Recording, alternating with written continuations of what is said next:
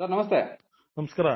Sir ಈಗ ಆ, ರಾಜ್ಯ ಸರ್ಕಾರದ ಬಜೆಟ್ ನಲ್ಲಿ ನೆಲಮಂಗಲ ಮತ್ತು ದೊಡ್ಡಬಳ್ಳಾಪುರ ಕೆರೆಗಳಿಗೆ ಋಷಭಾವತಿಯಿಂದ ಹರಿಸ್ತೀವಿ ಅಂತ ಹೇಳಿ ಸರ್ಕಾರ ಅನುಮೋದನೆ ನೀಡಿದೆ. ನೀವು ಕೂಡ ಹೋರಾಟ ಮಾಡ್ತಿದ್ರಿ, ಇತ್ತೀಚೆಗೆ ಶಾಸಕರು ಭರವಸೆ ಕೊಟ್ರು ಅಂತ ಹೇಳಿ ಹೋರಾಟವನ್ನು ಕೂಡ ಕೈ ಬಿಟ್ಟಿದ್ರಿ.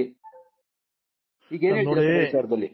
ನೋಡಿ ನಾನು ಇಲ್ಲಿವರೆಗೂ ಕೂಡ ಶಾಸಕರು ಯಾವತ್ತು ವಿಧಾನಸಭೆಯಲ್ಲಿ ಮಾತಾಡಿದ್ರು ನಾವು ಕೂಡ ಗೌರವ ಕೊಟ್ಬಿಟ್ಟು ಯಾವುದೇ ಕಾರಣಕ್ಕೂ ಏನು ಪಬ್ಲಿಕೇಶನ್ ಮಾಡೋದ್ ಬೇಡ, ಮಾತಾಡೋದ್ ಬೇಡ, ನಮ್ಮ ತಾಲೂಕಿಗೆ ಒಳ್ಳೇದಾಗ್ತದೆ ಅಂತ ನಾವು ಕೂಡ ಸುಮ್ಮನಿದ್ದು. ಮೊನ್ನೆನೂ ಕೂಡ ಕೆಲವು ಜನ ಹಾಗೆ ಹೀಗೆ ಏನೋ ಡೀಲ್ ಆಗ್ಬಿಟ್ಟದ ಹಂಗೆ ಹಿಂಗೆ ಅಂತೆಲ್ಲ ಮಾತಾಡಿ ನಮ್ಮೆಲ್ಲ ಇಲ್ಲೂ ಸಲದ ಆರೋಪಗಳನ್ನು ಕೂಡ ಮಾಡಿದ್ರು. ಇವತ್ತು ಇವು ಏನು ಮುಖ್ಯಮಂತ್ರಿಗಳು ವಿಧಾನಸಭೆಯಲ್ಲಿ ಬಜೆಟ್ ಅಲ್ಲಿ ಈ ತರ ಘೋಷಣೆ ಮಾಡಿರತಕ್ಕಂಥದ್ದನ್ನ ಶಾಸಕರೇ ತೀರ್ಮಾನ ಮಾಡಿ ಹೇಳ್ಬೇಕು. ಇದಕ್ಕೆ ಈ ಶಾಸಕರು ಯಾವ ರೀತಿಯಾದ ಜನಗಳನ್ನ ನಂಬಿಸಿ ಮೋಸ ಮಾಡ್ತಾವ್ರೆ, ಜನಗಳ ನಂಬಿಕೆ ಮೇಲೆ ಯಾವ ರೀತಿಯಾದ ಒಂದು ಭರವಸೆಗಳನ್ನ ಬಲಿಪಶು ಮಾಡ್ತಾರೆ ಅಂತಕ್ಕಂಥದ್ದನ್ನ ಶಾಸಕರು ಹೇಳ್ಬೇಕು. ಇದನ್ನ ನಾವ್ ಹೇಳ್ತಕ್ಕಂಥ ಮಾತಲ್ಲ ಇದು.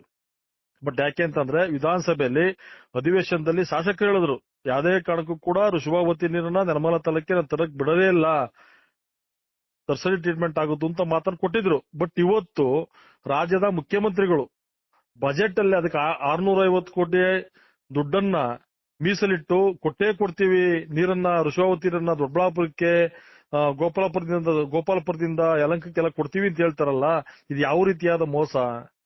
ಜನಗಳ ನಂಬಿಕೆನ ಯಾವ ರೀತಿ ಹೊಡಿತಾವ್ರೆ? ನಾನು ಒಂದನ್ನ ಈ ತಾಲೂಕಿನ ಶಾಸಕರನ್ನ ಕೇಳಲಿಕ್ಕೆ ಬಯಸ್ತೀನಿ. ನೀವು ಏನ ಸಾಧನೆ ಮಾಡ್ಲಿಕ್ಕೆ ಕೊಟ್ಟಿದ್ರ ಅಂತ ಗೊತ್ತಿಲ್ಲ.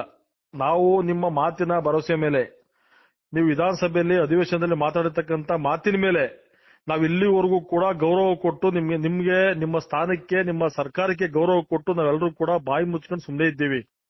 ಬಟ್ ಇದನ್ನೇ ಕಂಟಿನ್ಯೂಟಿ ಮಾಡಿದ್ರೆ ಯಾವ ಪುರುಷಾರ್ಥಕ್ಕೋಸ್ಕರ 650 ಕೋಟಿ ದುಡ್ಡನ್ನ ಹಣನ ಬಿಡುಗಡೆ ಮಾಡಿಸ್ತಾ ಇದ್ದೀರಾ ರಾಜ್ಯದ ಮುಖ್ಯಮಂತ್ರಿಗಳ ಕಡೆಯಿಂದ ಅಂತ ಹೇಳ್ಬಿಟ್ಟು ನಂಗೆ ಹೇಳ್ಬೇಕು. ಇದನ್ನ ಈ ತಾಲೂಕಿನ ಜನತೆಗೆ ಹೇಳ್ಬೇಕು.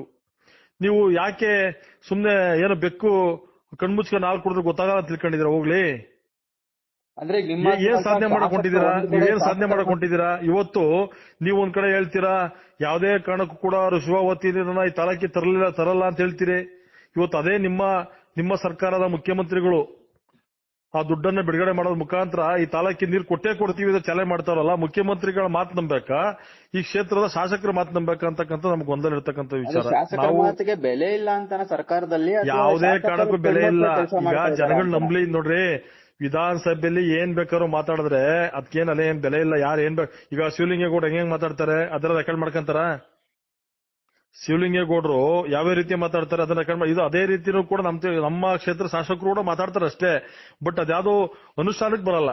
ಅದ್ಯಾವುದು ಕೂಡ ಅನುಷ್ಠಾನಕ್ಕೆ ಯಾವುದೇ ಕಾರಣಕ್ಕೂ ಬರಲ್ಲ. ಸುಮ್ನೆ ಮಾತಾಡಬೇಕು, ತಾಲೂಕಿನ ಜನಗಳ ಮುಂದೆ ತೋರ್ಸ್ಕೊಬೇಕು. ನಾನು ಕೂಡ ವಿಧಾನಸಭೆಯಲ್ಲಿ ಇದ್ದೀನಿ, ವಿಧಾನಸಭೆಯಲ್ಲಿ ಮಾತಾಡ್ತಾ ಇದ್ದೀನಿ, ಈ ತಾಲೂಕಿನ ಜನತೆ ಪರವಾಗಿದ್ದೀನಿ ತೋರ್ಸ್ಕೊಳ್ಳೋಕೋಸ್ಕರ ಮಾತು ಎಲ್ಲರೂ ಕೂಡ ಮಾತಾಡ್ತಾರೆ. ಬಟ್ ಯಾವ್ದು ಅನುಷ್ಠಾನಕ್ಕೆ ಬರೋದೇ ಅದು ಕೊಟ್ಟು ಮಾತೇನಾಯ್ತು ಇವತ್ತು? ಈಗ ವಚನ ಭ್ರಷ್ಟ ಆದ್ರೆ ನೀವು ಇವತ್ತಿಡೀ ತಾಲೂಕಿಗೆ ನಾನು ಯಾವುದೇ ಕಾರಣಕ್ಕೂ ಕೂಡ ಋಷಭಾವತಿ ನೀರು ಬಿಡಲ್ಲ ಅಂತ ಹೇಳಿದ್ ನೀವು ನಿಮ್ದೇ ಸರ್ಕಾರದ ಮುಖ್ಯಮಂತ್ರಿಗಳ ಕಡೆಯಿಂದ ಬಜೆಟ್ ಅಲ್ಲಿ ಹಣ ಘೋಷಣೆ ಮಾಡಿಸ್ತೀರಿ ಅಂತಂದ್ರೆ ಇದಕ್ಕೆ ಏನ್ ಹೇಳ್ತೀರಿ? ಇದಕ್ಕೆ ಏನ್ ಆನ್ಸರ್ ಮಾಡ್ತೀರಿ ನೀವು? ಇದಕ್ಕೆ ಈ ತಾಲೂಕಿನ ಜನತೆ ಉತ್ತರ ಕೊಡ್ಬೇಕು ನೀವು. ನಾನು ಈ ತಾಲೂಕಿನ ಜನತೆ ಕೇಳೋದಿಷ್ಟೇ, ನೋಡಿ, ಶಾಸಕರು ಕಣ್ಣ ಮುಚ್ಚಲೆ ಆಟ ಆಡಿ ಹೆಂಗೋ ಬಂದಿದ್ದೀನಿ, ಹೆಂಗೋ ಹೋಯ್ತೀನಿ, 5 ವರ್ಷ ಇರ್ತೀರ ಅಷ್ಟೇ, ಬಿಟ್ಬಿಟ್ಟು ಇಲ್ಲಿ ಏನೋ ಮಾಡ್ಬೇಕು ಅಂತ ಪ್ಲಾನ್ ಮಾಡವ್ರೆ. ನಿಮ್ಮಲ್ಲೆಲ್ಲ ಕೈ ಜೋಡಿಸಿ ಮನವಿ ಮಾಡ್ತೀನಿ, ಋಷಭಾವತಿ ನೀರು ವಿಚಾರ ಅಂತ ಬಂದಾಗ ದಯಮಾಡಿ ಅವಕಾಶ ಮಾಡ್ಕೊಡ್ಬೇಡಿ. ನೀವು ಯಾವುದೇ ಪಾರ್ಟಿ ಇರ್ಲಿ, ಯಾವುದೇ ಪಕ್ಷ ಇರ್ಲಿ, ಏನೇ ಇರ್ಲಿ, ಬಟ್ ಋಷಭಾವತಿ ನೀರು ಅಂತ ವಿಚಾರ ಬಂದಾಗ ನಾವೆಲ್ಲರೂ ಕೂಡ ಒಗ್ಗೂಡ್ಬೇಕಾಗ್ತದೆ, ಹೋರಾಟ ಮಾಡ್ಬೇಕಾಗ್ತದೆ, ಇದ್ರ ವಿರುದ್ಧವಾಗಿ ಉಗ್ರವಾಗಿ ಹೋರಾಟ ಮಾಡ್ಬೇಕಾಗ್ತದೆ. ಇಡೀ ರಾಜ್ಯದ ಎಲ್ಲಾ ಕಡೆನೂ ಕೂಡ ಯಾವುದೇ ಕಾರಣಕ್ಕೂ ಕೂಡ ಋಷಭಾವತಿ ನೀರು ಬೇಡ ಹೋರಾಟ ಮಾಡೋ ಸಂದರ್ಭದಲ್ಲಿ ಈ ದೊಡ್ಡಬಳ್ಳಾಪುರದ MLA ಪಾಪ ಅವ್ರೇನೋ ಮಾಡ್ತಾರ ಬಿಡಿ, ಅವ್ರು ಹೇಳವ್ರೆ ಯಾವುದೇ ಕಾರಣಕ್ಕೂ ನಮ್ಮ ತಾಲೂಕಿಗೆ ತರ್ಲಿಕ್ಕೆ ಬಿಡದೇ ಇಲ್ಲ ಅಂತೇಳಿ. ಈ ಕ್ಷೇತ್ರ ಶಾಸಕರು ಆಮೇಲೆ ಸೇವಕರು ಯಾವ ರೀತಿ ಭರವಸೆ ಕೊಟ್ಟಿದ್ರಿ?